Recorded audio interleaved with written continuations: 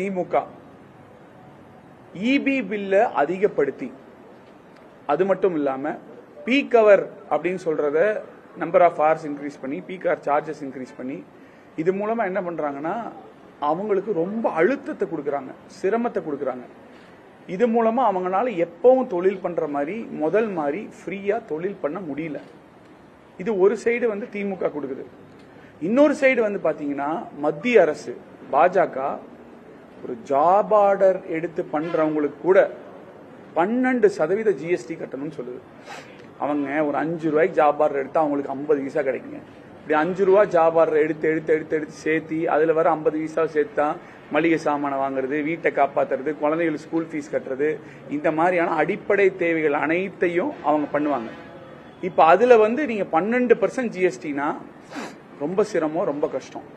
இத இபி சம்பந்தமாவும்